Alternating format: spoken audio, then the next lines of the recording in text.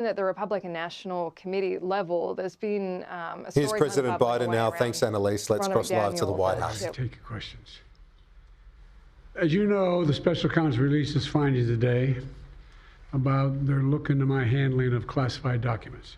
I was pleased to see he reached a firm conclusion that no charges should be brought against me in this case. This was an exhaustive investigation going back more than 40 years, even into the 1970s when I was still a new United States Senator. The special counsel acknowledged I cooperated completely. I did not throw up any roadblocks. I sought no delays.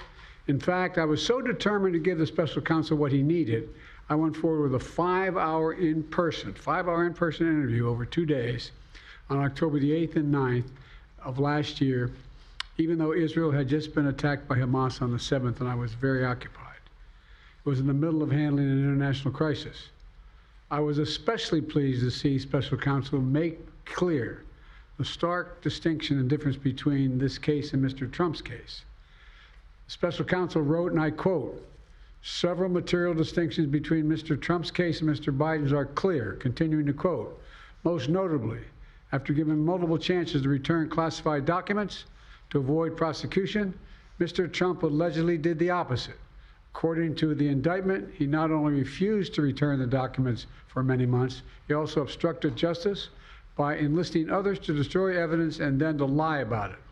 In contrast," he went on to say, "Mr. Biden turned in classified documents to the National Archives and the Department of Justice, consented to the search of multiple locations, including his home, sat for a voluntary interview, and in other ways cooperated with the investigation," end of quote. I've seen the headlines since the report was released about my willful retention of documents. These assertions are not only misleading, they're just plain wrong. On page 215, if you had a chance, I know it's a thick document. On page 215, the report of the special counsel found the exact opposite. Here's what he wrote. "There is, in fact, a shortage of evidence that I willfully retained classified materials related to Afghanistan." On page 12, the special counsel also wrote, for another documents, "The decision to decline criminal charges was straightforward. The evidence suggests that Mr. Biden did not willfully retain these documents. The evidence said I did not willfully retain these documents. In addition, I know there's some attention paid to some language in the report about my recollection of events. There's even reference that I don't remember when my son died. How in the hell dare he raise that? Frankly, when I was asked the question, I thought to myself, it wasn't any of their damn business. Let me tell you something.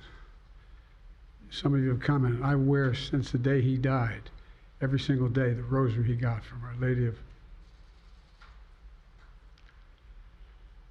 Every Memorial Day, we hold a service remembering him, attended by friends and family and the people who loved him.